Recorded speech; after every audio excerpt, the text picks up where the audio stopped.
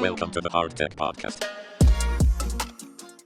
And everybody, welcome back to the Hardtech Podcast. I'm your host, DeAndre Harakas, with the usual suspect, Grant Chapman. How's it going, everyone? Thanks for joining. And today, I'll tee it up by introing Martin from powerTee. Welcome to the show.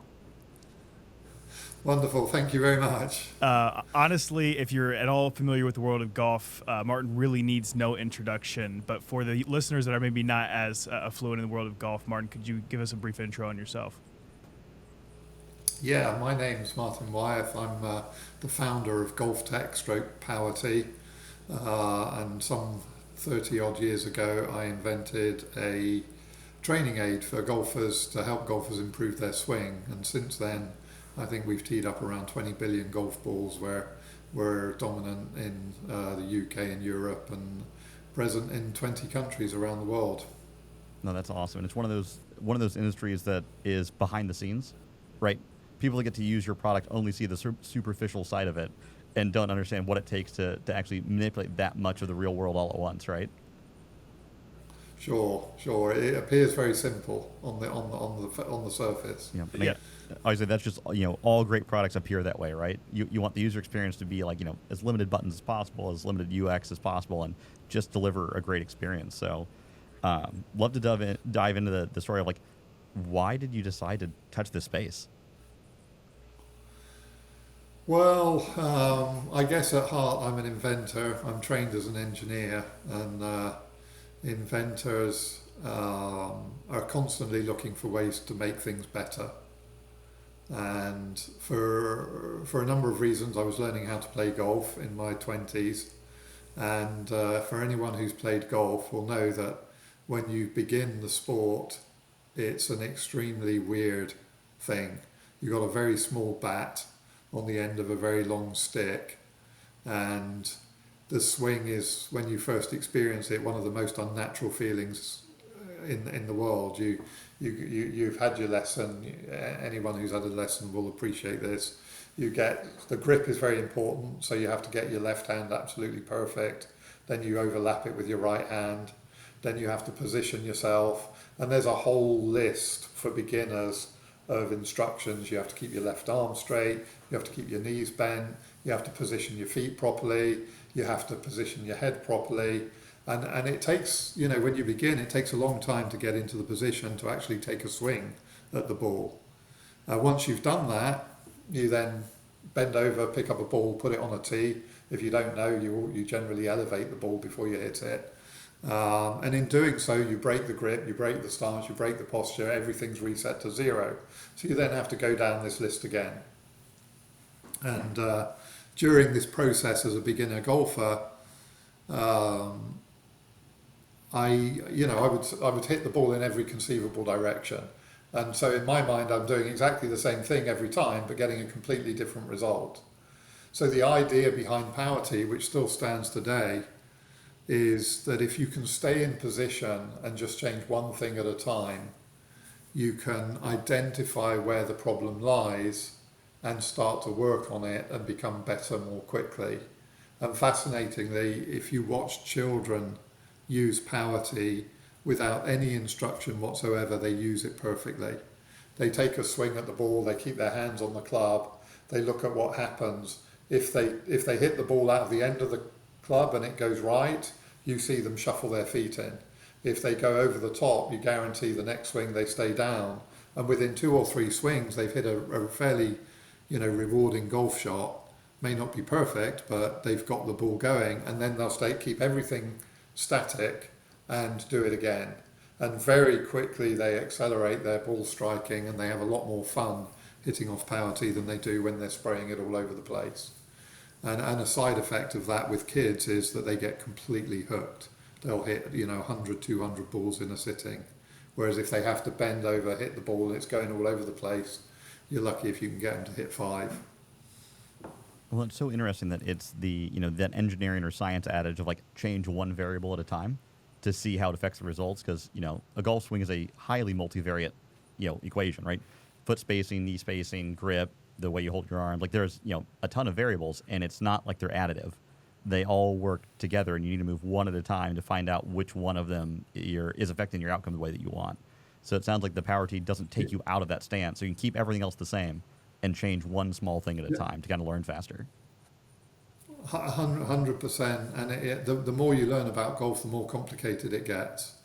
It's not just a static physical thing. It's about timing.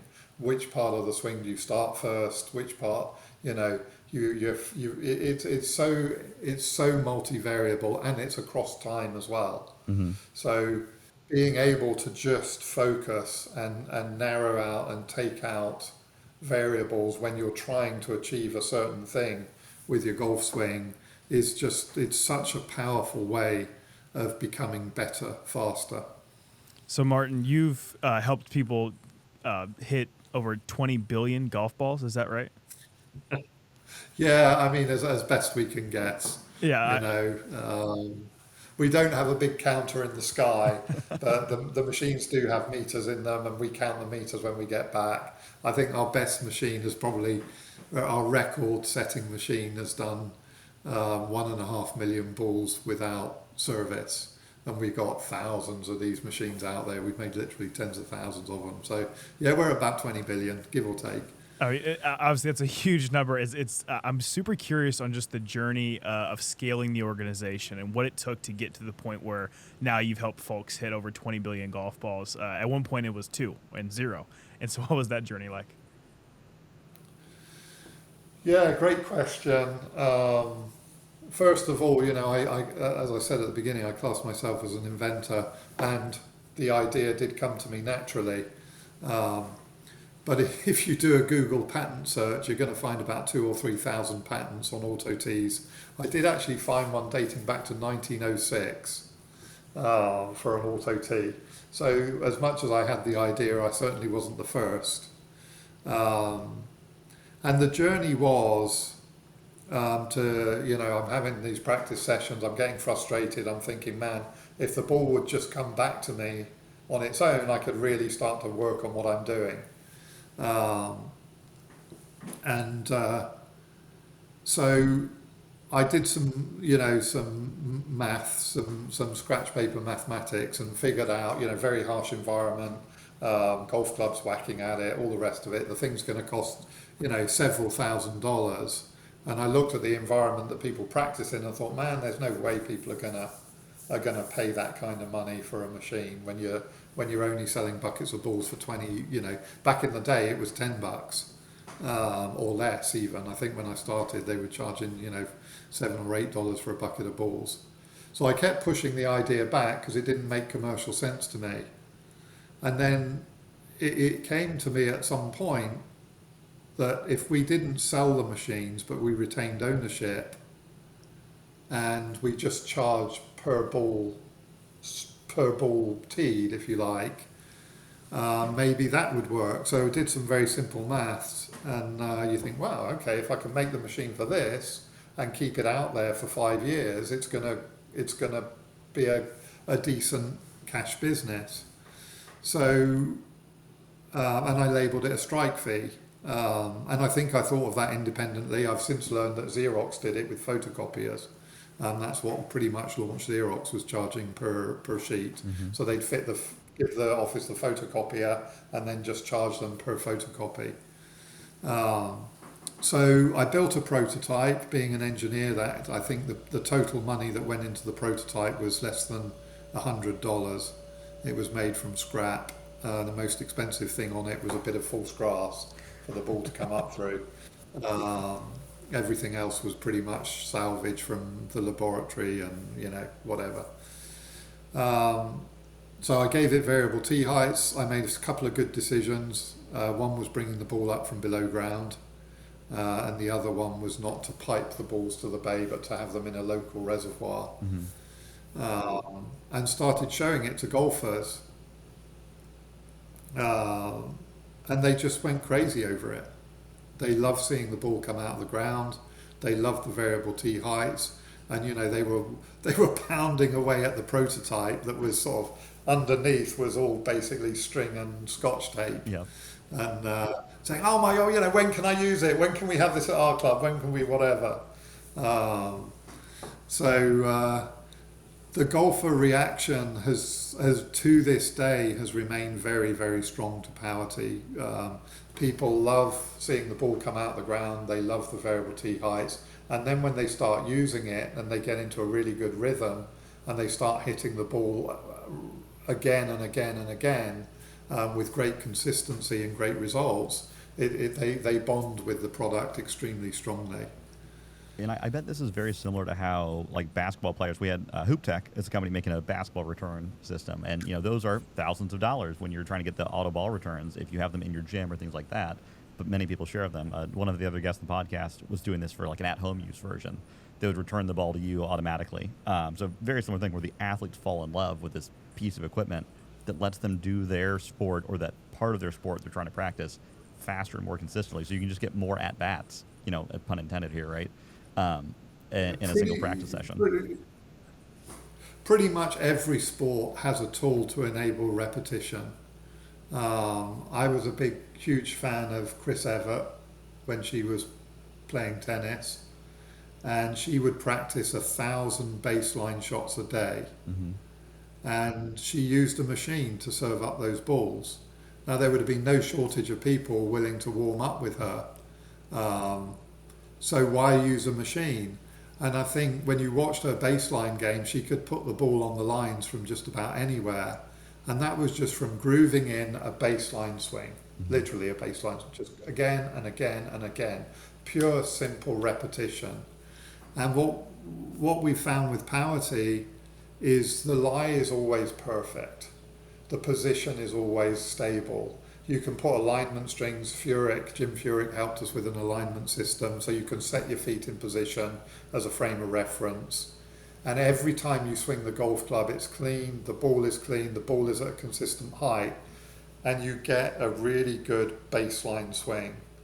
And from there, obviously, when you get out on the golf course, you've got to understand the mechanics of dealing with upslopes, downslopes, inslopes, outslopes. But what powerTee gives you, and that repetition gives you, is really good rhythm, good consistency, and great confidence. And every other sport has something of that nature. Well, that's awesome. So, in the narrative now, we've got the golfers excited. We have, prototype 0 dot some number of revisions before you showed it to somebody, not the launch version yet.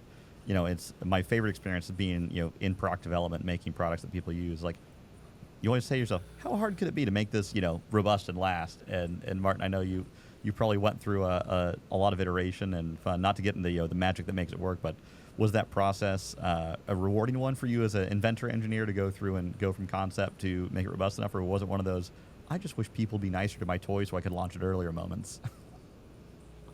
I think the best way to describe it would be as humbling. I'd hit a stage in my engineering career where I was actually building prototypes that worked first time, which anyone in R&D will know is a rare thing. And I had a really solid design process. I was pretty much, I had a few support staff in prototyping and what have you, but I did all of the electronics design, all of the PCB layout, all of the component selection, and it was all mapped on my very early computer. And I became an ultra efficient designer. And when I designed the powerTee, design philosophy was to make it indestructible, because we were planning to put it in for free and we wanted it to just keep working and earning money. So I lifted the ball actually with a low pressure hydraulic cylinder. We used highest grade stainless steel in everything. I built this machine and stuck it in my basement, moving balls round in circles. And to get 2 million balls through it 24 hours a day takes about 6 to 8 weeks. So you could hear this thing going all day, all night, the ball just the golf ball clinking around all hours of the day in the basement. Yeah, if you stop the end stop for redirecting it back into the hopper was a piece of wood that made a fairly loud noise. And if you stopped hearing that noise, you knew the thing needed attention. So the golf balls started white, and by the time they'd done their 6 weeks, they were black. just from rolling through the mechanism. Get to the end of 6 weeks, the micrometer came out, and you couldn't even detect the wear on it. It was so good, you know. It's like, you know, I don't think we did crack a champagne bottle, but we thought, you know, well, we've done it. Yeah. You know, this thing's awesome. It still works. It's brilliant. There's no sign of wear. So we built 3 of them and gave them to a local golf club, and man, they just destroyed them. It was incredible. Oh, never underestimate the how a user will misuse your product compared to how you want them to use it. Yeah, I mean, misuse is a strong word. It was a euphemism for just using it the way that real people use it compared to us that designed our own products and know how we want to handle it with kid gloves.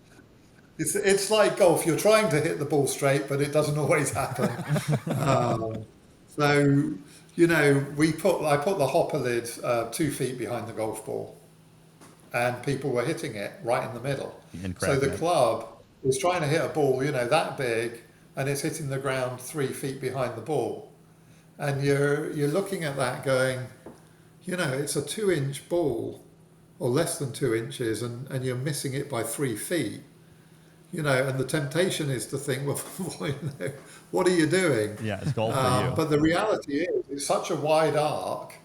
If you draw a wide arc on a sheet of paper and you drop that arc by 6 inches or 3 inches, then the amount it goes backwards is very big. Mm-hmm. So it's not as dramatic as it seems, and you know, it's a fairly obvious mistake in hindsight. And that was one of about 200. So yeah. We fixed that, we fixed the next, we fixed the next, we fixed the next, we fixed the next, and we got the product, I'm choosing my words carefully, I say serviceable. Mm-hmm. I think we achieved serviceability within about a year, and multiple reiterations, complete rebuilds. I'm sure. And we sold, I think, about 300, 400 of those machines. And the funds that they generated went in 2 directions. One was to keep them working, right, the maintenance, and the other one was to design a brand new machine, because we knew this machine, I would say it was right on the edge of merchantable quality. Well, and and you own the cash flow, right? Like, you're getting paid per hit, so the longer they last between maintenance is more money for you, right? So it really is like a good self-rewarding system for quality. Yeah, ultimately, the paper hit never happened. In order to do paper hit, you've got to raise a lot of capital. So what we ended up doing was just leasing the equipment, which spread the cost of the equipment out finance it for the vendor.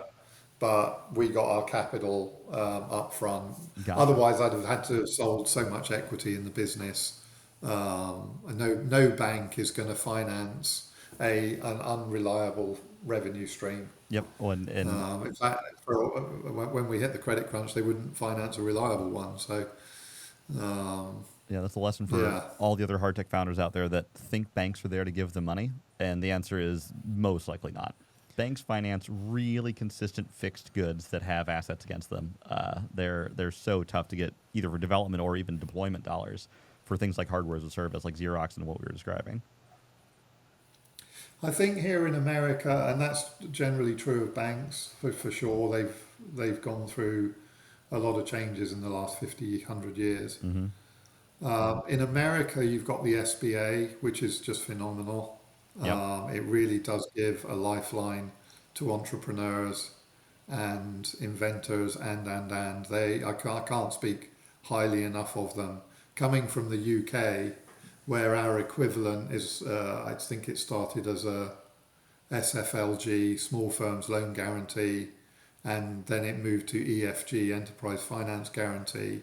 It existed, and the principle was the same. The bank could loan money, knowing that if the thing went down, the government would pay them back. Mm-hmm. And trying to get a bank to loan under each of those programs was basically impossible. Yeah. I don't even know why they exist. Yeah, so I think it's just like a little political flower for the politicians to bang on about, but the banks won't lend against it. Right. Whereas here, the SBA is extremely active, and it's a great thing. Yeah, so we're also Glassboard. We're technically Glassland, the company that owns our building that we own. We have an SBA loan for the build out that helped us expand and grow the business in a way that a traditional bank probably wouldn't have financed as well. Right, so could definitely say the SBA does great work. So Martin, whenever we first jumped on to talk about doing the podcast, you just sort of alluded to it whenever you said the bank and the credit crunch.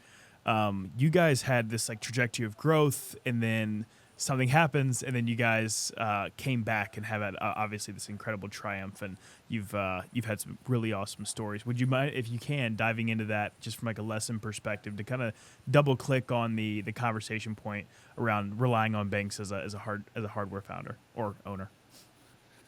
Yeah, I mean, in 07, 08, we made about $2 million profit off an $8 million revenue.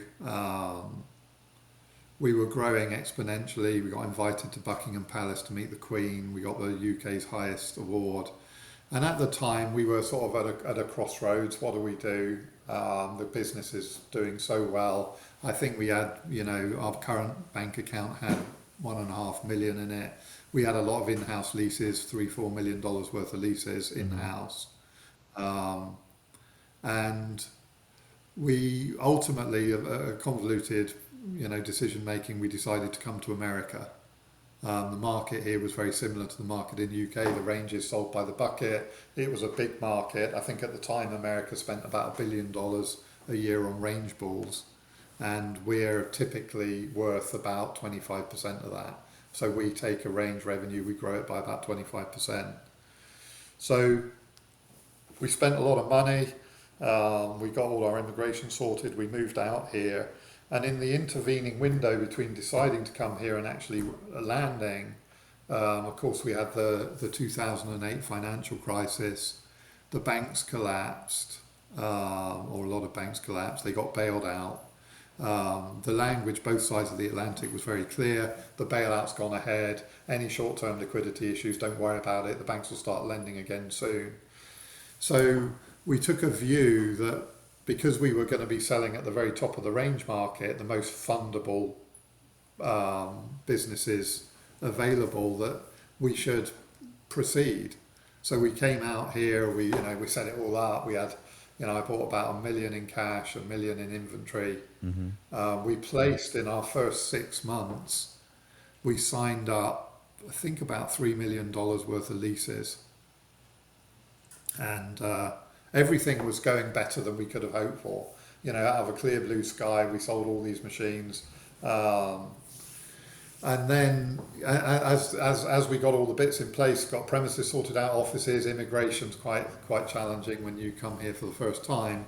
We got our feet under the table and contacted our lease finance companies that we'd pre-arranged, some year or two ago, and had very detailed, agreements with in place. And of those 4 lease finance companies, 2 of them disappeared. They just didn't, the phones are gone, they just folded up. And my favorite one was a finance provider in the Carolinas who was perfect for us. He was specialty equipment. He wasn't reliant on asset value. And he just he was almost in tears on the phone. He just laid off his entire lending department. He kept 2 people to keep his money coming back in from contracts that were alive and paying, and basically said he couldn't access any cash. So as far as funding powerTees goes, forget it. The other one was a blue chip name. It's a national name that I'm not going to mention. But I phoned them up and they said, listen, we're just traveling around the country picking up delinquent assets that are not being paid for. We can't get money to support our core business, so our appetite for powerTee is negative. It's sub-zero. Yeah. So that's that. So on that day, we recognized about a $2 million hit to cash flow in a startup. 1 foot in America, 1 foot in England. My wife and I just had our first child, and we were experiencing similar in the UK. The same week, we lost 2 huge deals in the UK with ultra fundable guys who'd been paying for 6 years or 5 years on their lease and just simply wanted a lease renewal. and the banks were not supporting them either. So, yeah, I mean, take $3 million out of a startup in a week, or out of a business in a week. I mean, the US was a startup, the UK is a very stable business. But it's still a growth mode business. It wasn't one that was, trucking along. That was changing every year anyways, and you're planning for growth, not just planning for stay even. And again, I mean, it was an unsurvivable hit, really.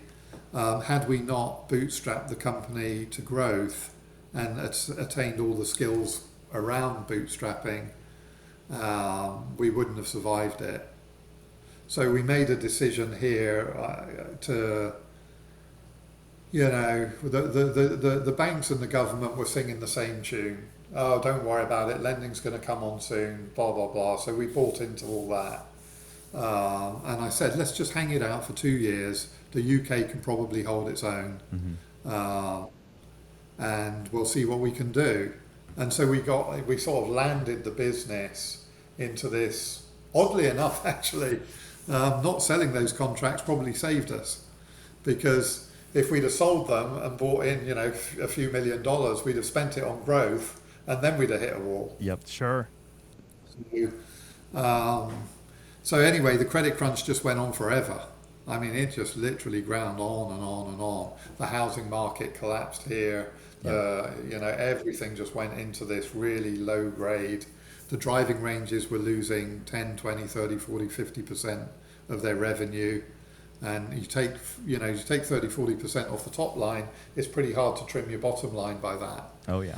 So the small amount of canvassing for business we were doing, I'd walk into a huge driving range, and be able 50 to fly. bay, city centre, probably $10, $15 million worth of land, city centre, and I'd ask for the owner, and he sat behind the counter selling balls. Yep. And you say, what are you doing? And he's saying, well, look, I got a small amount of debt. The business is tanking. If I can't service the debt, I'm going to lose everything. Right. So I'm here, I'm selling the ball. So everyone, all the small businesses were bootstrapping.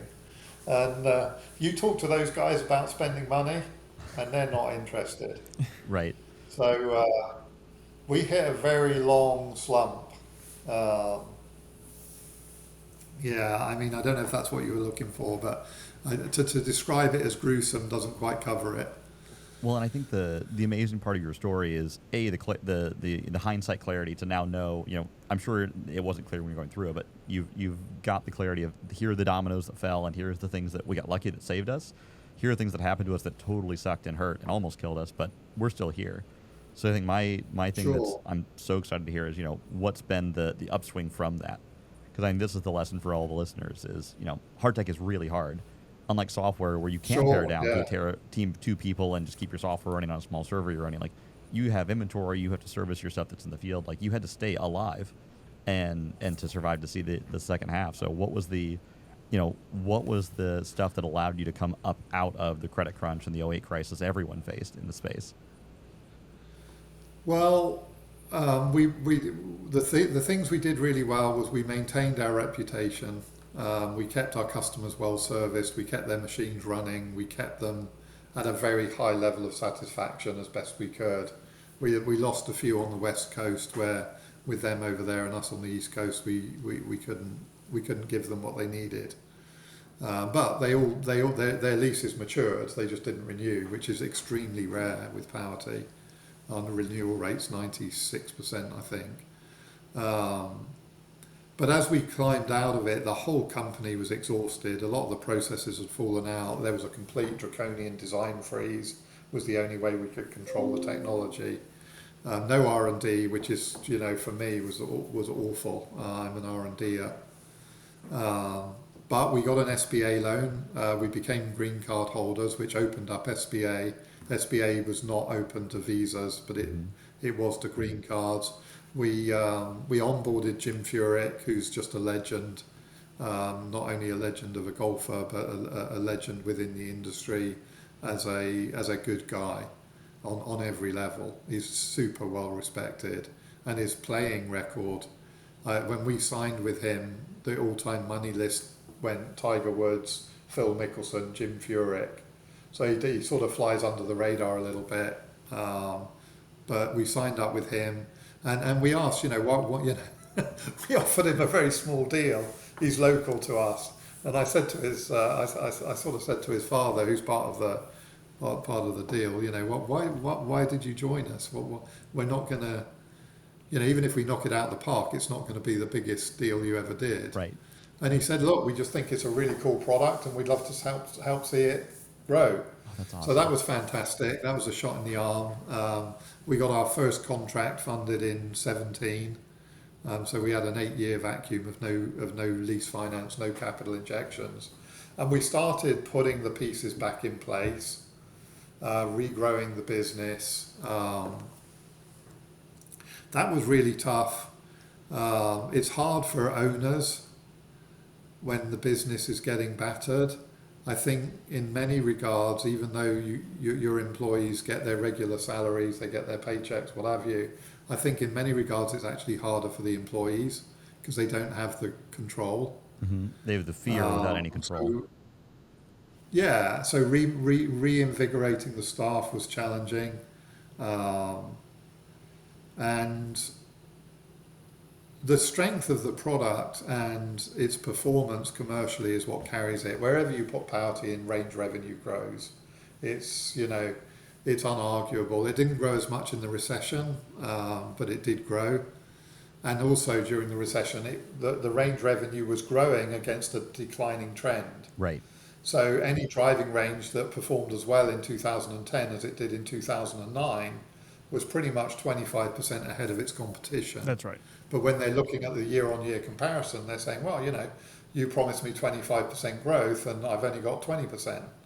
And you say to them, have you spoken to the other range owners in the area? He said, yeah, they're all tanking. That's unrelated. That's an odd trait of human psychology that we had to get through. So, very long story, I'm trying to make short. I think in 2020, there's a big show in January at the PGA show in Orlando, and it's the biggest golf show in the world. Half the world goes there, and the who's who of golf go there. And we had a big stand. We were doing really well. We were pushing the Furyk connection, and I think in that show we signed up probably close to $2 million, $1.6-2 million worth of leases. And we had a good chance of getting them funded as well. And of course, as you know, in February, March, the world shut down again due to COVID. Yeah. I think we lost all of those contracts bar one. And trying to go into someone who's experiencing the level of uncertainty that everyone was experiencing and trying to leverage a signed contract is just stupid. We went back to them and said, look guys, we're ready to work. Some of them were closed, some of them weren't. Mm-hmm. From our perspective, the UK government leapt into action to save the world and decided that the right way to do that was to close down everyone's business and send all their employees home. So we had to deal with that, and that was your staff in the UK adopted a very peculiar psychology of that's me done. I'm just sat at home now. I'm absolved of all responsibility from work. Right. And we were sitting here in Florida, homeschooling 3 children, dealing with what do they call it here? PPP. Yep. The UK had its program. The UK relief funding, this was just awesome. They said, well, look, we've shut your business down. If you want relief funding, go and borrow it from the bank. And we're doing that under a spin-off of the Enterprise Finance Guarantee. Which wasn't already working very well. Yeah, so we applied to 20 banks. None of them gave us any money. And their main excuse was that we live overseas. Somehow shutting our business down only damages us if we live in the UK. It doesn't damage us if we live overseas. So the good old UK did its thing, which was really tough. And because the factory was closed for a fair amount of time, we couldn't access spares to keep our customers going. And we live or die by service, ultimately, in the commercial market. So we were dismantling brand new machines to get the bits out of them to keep cannibalizing field the inventory. rolling. And they were busy. By then, it was almost immediately noticeable that golf boomed because it was deemed a safe way to spend time outdoors. Yeah, it's golf, cycling. So our new inventory was getting dismantled, bits going out the door here. They're dealing with the UK funding issues, and to our mindset, this was sort of the end. It was just like, how long are we going to be able to keep this going? So we moved the company into our home. In fact, we were lucky to have a fairly large house. And I put admin in one wing of the house. We put ball engine repair. We cleared the cars out of the garage, turned that into a repair centre. And just sort of went into sort of hibernation. And we ran it like that. Another fun side effect of COVID was the factory in China that did all our injection molding just completely went dark. Oh yeah, this happened to all of us. And they had sort of $250,000 worth of injection molding tools. And without injection molding tools, you can't make product. And the cycle on injection molding tools is quite long. If you build in a test cycle and lots of things we have to do peculiar to us, it's a 1-year cycle to get your tooling back up and running. When they finally did, well, I paid for, over the internet, I hired a private eye, a Chinese private eye. It was not deemed wise to fly into China during COVID. Yep. It was not deemed wise at all. I checked it out and I basically got told in no uncertain terms, if you go there, you might not come back for a very long time. So I hired a private eye over the internet. I think it cost me $100. And he went in with his phone and he videoed this injection molding factory, we saw their logo, we saw forklifts coming and going. And he actually went in and spoke to the general manager on our behalf, which I hadn't asked him to do. I was just trying to figure out where we were. And this factory claimed absolutely no prior knowledge of us whatsoever. No knowledge of owning our tools, no knowledge of this, no knowledge of that, no knowledge of anything. So we lost all our injection molding tools. I think that was one of the things that triggered this massive shutdown that I did of moving the company into our house. Because now we really couldn't make anything. Right. Anyway, I mean, bitter years that followed. And we gradually put it back together. The UK reopened. The golf boom was good, but we couldn't make equipment. The new injection molding tools I cut in England, they came online. They were good, thankfully. Excellent. And then we got going, and the supply chain is still pretty lumpy. There's still a lot of COVID issues, tail issues with supply chain quality, but we're managing them pretty well now. The commercial company's up and running, and I think, as of maybe 6-8 months ago, we're pretty much back up to full speed and enjoying the post-COVID golf boom. That's an amazing, incredible, double wave story for founders to hear about the importance of grit and bootstrapping. So Martin, jump into this story of going to two back-to-back major world events, because again, I am a little younger, I'm a millennial, and my entire adult life has only been spent in panic, right? There is the 2008 crisis and then recovery from that, and then the COVID panic and recovery from that. We had some nice intervening years, 14 to 19 were kind of nice. But then, that was 5 years of, is it always this nice? And then back to, world disaster again. So amazing to hear that you came from more stable times and endured the craziness that is the world today, right? That the interconnectedness of the world creates these massive global phenomena that happen to all of us and made it through. So now we are building and selling cool machines, helping golfers hit more balls. What's coming up? So one of the things that's been growing in our world is we've been getting a massively growing number of inquiries for powerTee in people's homes. Really? And it's up to now about 4,000, 5,000 inquiries a year for a home use powerTee.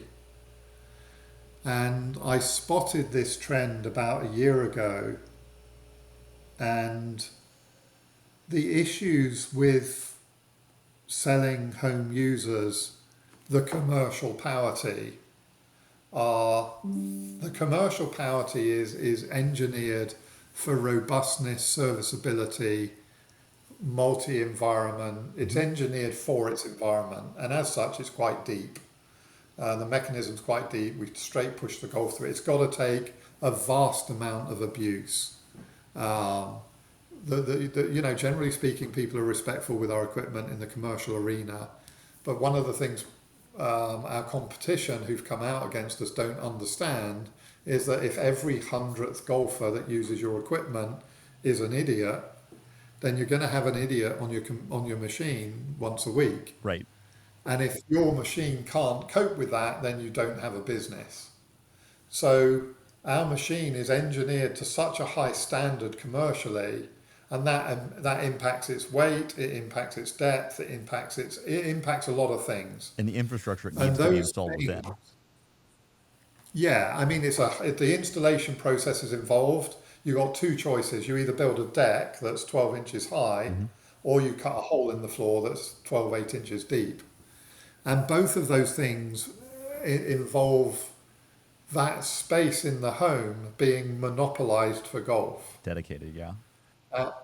And that makes it a whole family decision. It makes it a long-term decision. It makes it a real estate decision. It's like putting in a pool. It makes it Yeah. So what I did is I set out to design a machine that solved those issues. And I sort of tapped into 30 years of experience on ball flow and what the engineering requirements are for an auto tee. And I've managed to get the height of the machine down to 4.5 inches with a full range of tee heights, and also a very high quality mat. And typically the depth of the machine is driven by the tee height. You put the ball on top, and then you put a thick cushioning mat on top of that, and that's where the height comes from. So to collapse that down to 4.5 inches and make the machine reliable is a staggering achievement. No, that's amazing. So I built a prototype, 3D printed. You know, if you hit 5 balls off it, it would have broken. Yeah. But it showed the mechanics. What I proved was, that the ball flow was good, that the mechanism was reliable, and I was hiring sales guys to regrow the commercial market, and I showed them the prototype under non-disclosure. And the way I got the height down was basically to part the mat. So I open the mat, bring the ball up and drop it on the tee, and then reclose the mat around the ball. And so it's like the fairway parts, the ball comes up, and then the fairway recloses. And the sales guys that I was showing this thing to under non-disclosure were basically just going crazy over it. And saying basically, if I had that machine now and I could stick it in the back of my car, I could sell that thing from dawn to dusk. And when you're as close to a technology as I am, you're like, I knew it was cool, don't get me wrong. You see, the type of mat we use has got bristles on it, and it literally, the gap in the mat just disappears. It's like, if you're not looking when the ball comes up, it's magic. It's startling. You're like, where the hell did that come from? That's amazing. So the cool factor of the existing product has gone from here, which is what basically has kept us going through thick and thin, and it's just racked it through the roof. So I started then showing it to a few more people who weren't looking for a job, to just check out the reaction. same reaction. It's like, man, that thing's, when can I have one? Literally, when can I have one? So I started doing some market research, and so there's a couple of numbers that really inspired me. One was that there are 4 million golfers, actually 4.1 million golfers in America with a net worth north of 5 million. And for those guys, spending $5,000, $6,000, $7,000 on something that's super cool is not a big deal. And the other number that's been growing very steadily is that these in-home simulators where you hit the ball into a screen and they show you where it went and you can play effectively virtual golf. That market last year hit about $1.3 billion. Those numbers, both of those are staggering. Yeah, and at the moment, all they get is a little pyramid rubber tee that when you hit it, it flies into the screen. You've got to go get it. It's like the opposite of cool. Exactly. The innovation's been all about the screen and nothing about the ball. Yep. Well, the sim companies hate us because when we put a powerTee in, everyone talks about the powerTee. Nobody pays any attention to the simulator. So basically, very long story short, rather than me just designing it organically and tooling it up for low volume production, we've set a bit of an Elon Musk objective. I want to set in the next couple of years, I want to sell a home use powerTee to 1% of these high net worth golfers. And if I do that, we're going to put a company value stamp of 1 billion on the company, between 1 and 2 billion. The patents on this, we're calling it the Moses feature because the fairway parts. Yeah, I literally almost said, so this is like the sea of the golf course was the joke I was going to make. Exactly, to the Moses joke. That's fantastic. And that is extremely well protected. And not only, and what that protects is the 4-inch height. Mm-hmm. What that protects is ceiling height. It also protects shipping bulk. Mm-hmm. It also protects weight of machine, which also protects cost. So that one pattern that's extremely unique, and it's got multiple very strong claims, is going to give us a window during which we are a monopoly. And when you are a monopoly, you control the price. Mm-hmm. Margin is not the issue. You have no competition to bring your price down. So what we aim to do is to utilize that window to really maximize the value of the company. But to do that, I need to raise capital. So we're sort of embroiled in a capital raise at the moment, which is going extremely well. Getting a ton of positive feedback. And are you going to the venture markets or the PE markets? Where are you trying to elicit capital from in these days? I know you've recently been burned by banks maybe more than once, so I'm sure that's not on the list. Yeah, here's some fun for you. So we went out to the private equity and the VC market and showed them the market, showed them the track record, showed them what happened in 2007-8, where we made $2 million profit, and they came back and they said, yeah, man, that looks exciting. What was your revenue last year? Yeah. And the year before? Oh, well, what was your profit? And he said, not very good. When you've got a company that's lost its injection molding tools, it's a one-product company. Yeah, you're trying to get back on your feet. And they go, yeah, you're right, okay, yeah, but you didn't make any money last year. And you're like, yeah, we've sort of explained that. And they say, well, the valuation of the company is just, it's just not there. And we went through this. I mean, it's like a Monty Python sketch. Yeah, like a round robin. Where totally saying the same thing and like, yeah, but not.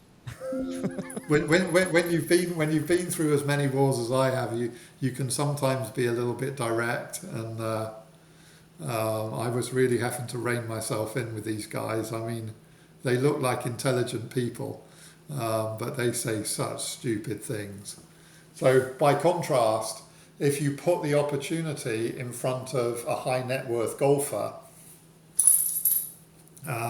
who's looking for an investment, either a hobby investment or he's a serious investor, they actually are capable of looking at the future, understanding the story.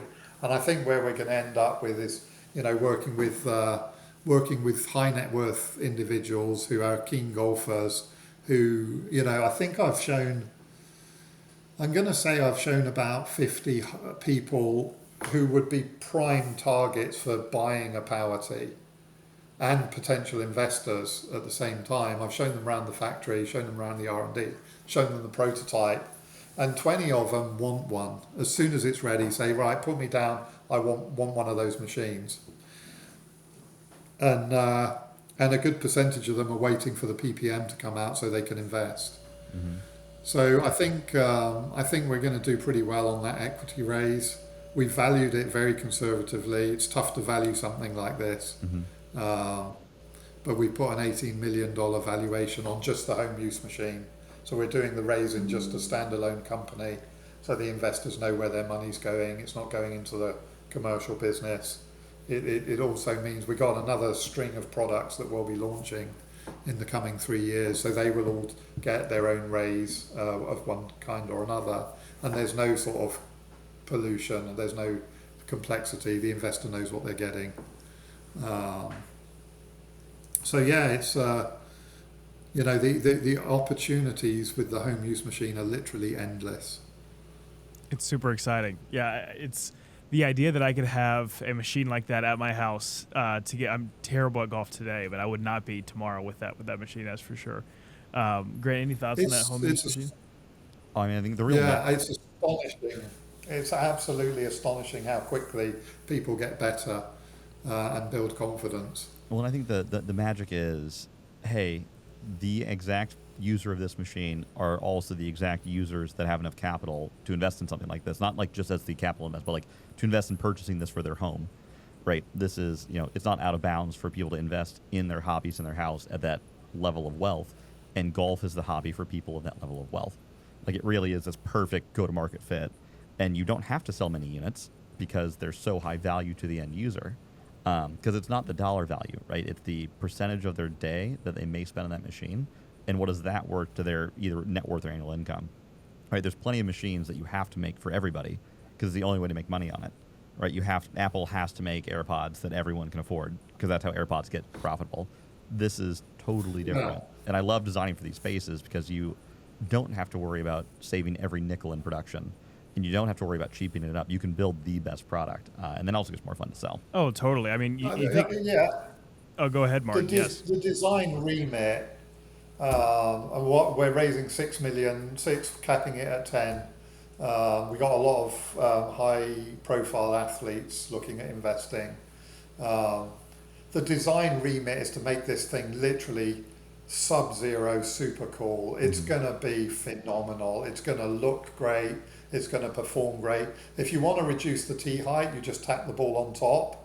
Oh, I love and it'll lower the tee height. You want to lift it up, you hold the club next to it and coax the ball, and it'll come up. Oh, that's you control it by Alexa, set tee height driver. It's got another great feature. Because we're parting the mat with these bristles, we can actually bring the ball up slightly below the surface of the grass and close the mat.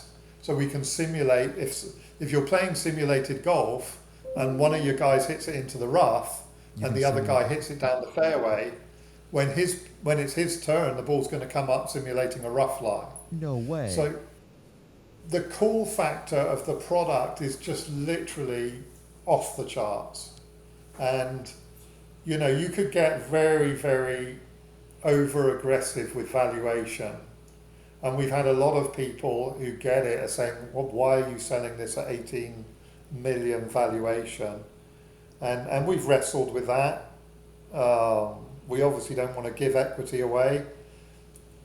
But, we're selling 25% of the business. It's pretty much a Series A. We want those investors to do really well. They're going to get a machine, as part of the investment. Yep. We want them to join us on the journey. I don't think there's going to be a Series B because the valuation, the margins on the product are phenomenal. And we've got a backup product where you can access the technology a lot less expensive by just buying the mechanism and fitting it yourself. Mm-hmm. Now, we're obviously not going to launch that one until we've really wrung out the high net worth market. We don't want to lower our revenue, but we're going to be in complete control for at least 3 or 4 years. And we think that our investors are going to make an absolute fortune out of it. Well, and that's the great part about building a product like this that you're confident in, you know the market, you're excited about, that it's not actually about maximizing the wealth of return for the founder, for yourself. It is the time value of money. I'd much rather close around faster with everyone excited to be in it because they're all going to make money with me, because then we can all make money together, right? It really sounds like the future of powerTee is extremely bright, from the pretty strong start to a couple of bumps along the journey, and now preparing to build something that's going to be truly transformative in the at-home golfing industry. Martin, it's been an absolute pleasure to have you on the show. Everybody, this is the Hardtech Podcast. I'm your host, DeAndre Harakas, with my co-host, Grant Chapman. Thanks for joining us. And Martin, thank you so much for sharing all the story, the good, the bad, and the in-between. It's really enlightening for all of us. Thank you. It's always fun to share. I know it's a long story, but thanks for your time, guys. It's a pleasure to be on the show. And look forward to catching up with you in the future.